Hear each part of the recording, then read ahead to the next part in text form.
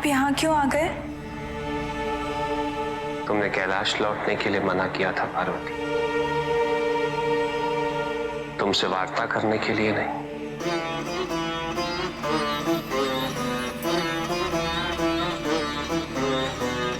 हमने मना किया और आपने इतनी सहजता से हमारी बात मान भी ली। यदि इतनी ही सहजता से हमारी अन्य बातें भी मान ली होती तो आज ये स्थिति उत्पन्न नहीं होती।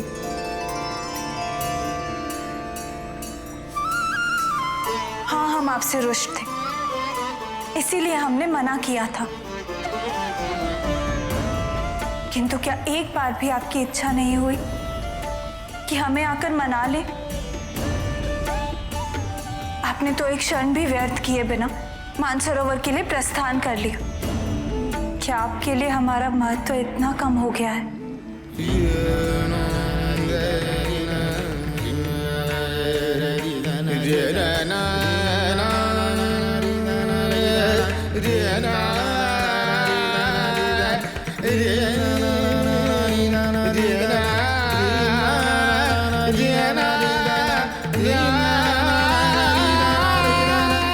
पार्वती, मैं एक बैरागी था,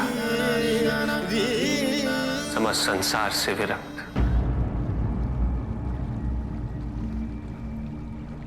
फिर मुझे तुमसे प्रेम हुआ। तुम्हारे प्रति ये प्रेम भावना सदैव मेरे साथ रहेगी।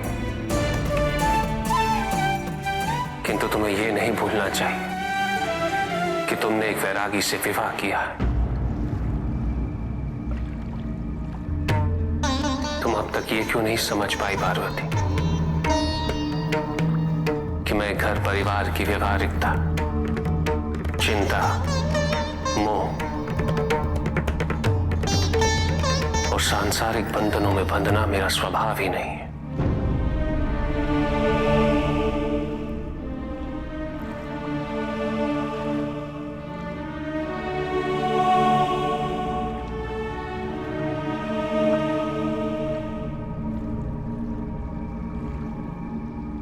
कर्म में रम जाना गृहस्थ धर्म है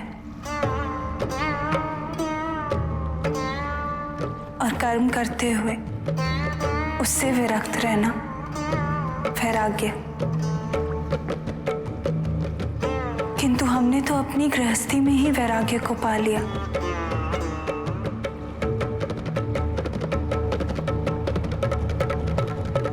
स्वामी, गृहस्थ जीवन का पालन ही सच्चा वैराग्य है। संसार पुरुष और प्रकृति के सहयोग से ही चल सकता है।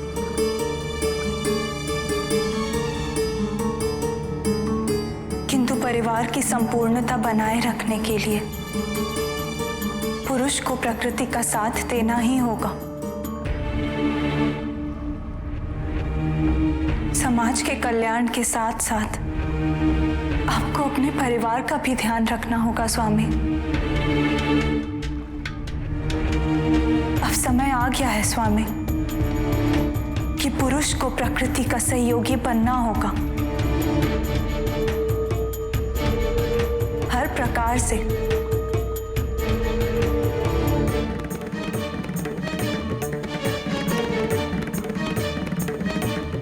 आप मौन क्यों हैं स्वामी?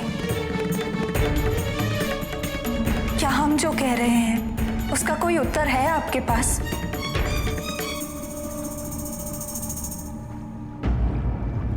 क्या आपको कोई आपत्ति नहीं जतानी इस पे? तुम्हारे प्रश्नों का उत्तर तो मैं पहले ही दे चुका हूं पार्वती।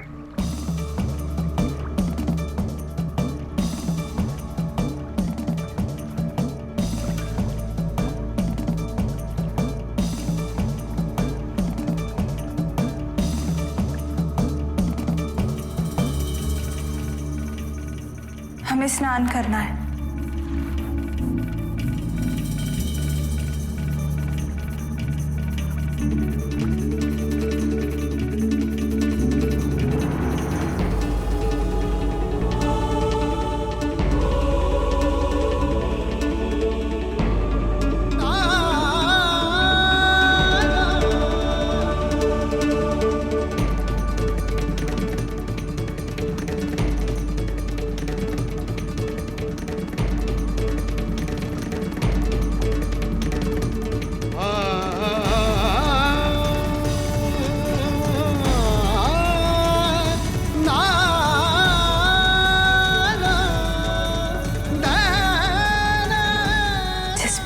बल पर हमने आपको पाया है स्वामी।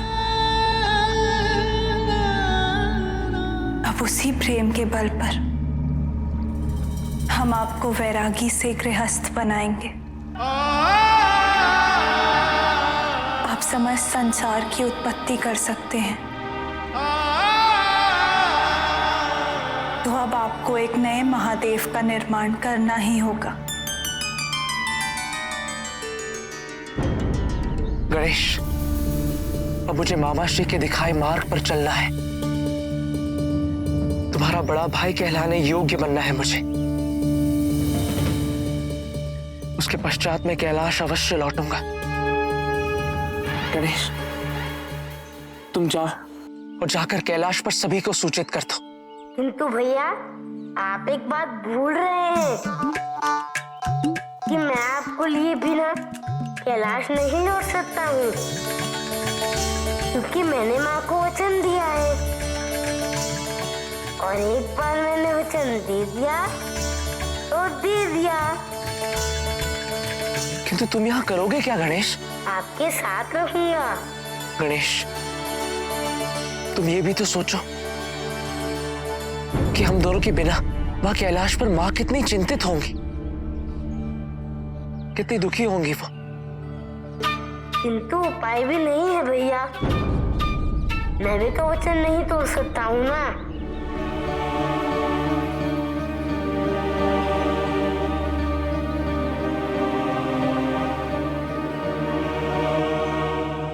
मैं भी आपके साथ रहकर आपकी सेवा करूंगा। अब माता के पास दोनों भाई एक साथ ही जाएंगे, तभी माँ प्रसन्न होंगी।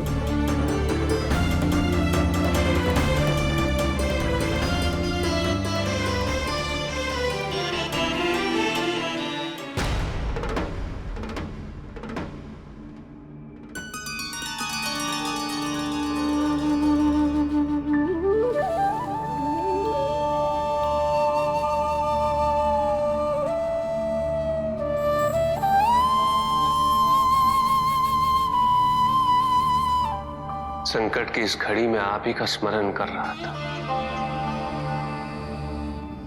वैरागी शिव के मन में सांसारिक विष्णु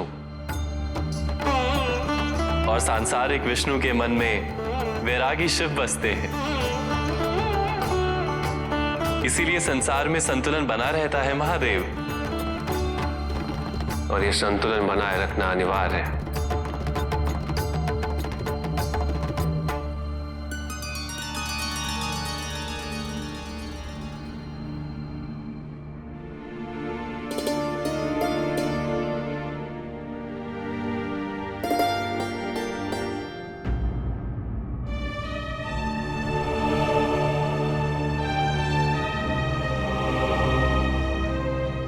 बहन, मैंने आपकी चिंता का समाधान कर दिया है। मैंने कार्तिकेय को उसकी ग्लानि का कारण बता दिया है, और प्रायश्चित का मार्ग भी।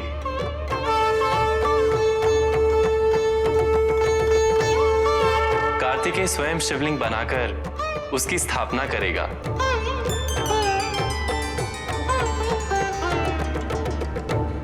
और उस शिवलिंग की आराधना कर महादेव भक्त तारकासुर के वध के दोष से मुक्त हो जाएगा। अर्थात कार्तिकेय कैलाश लौट आएगा।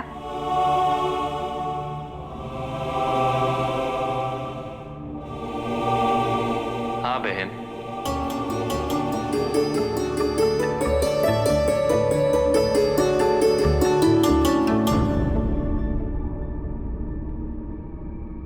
किंतु उससे पहले कार्तिकेय को परीक्षा देनी होगी।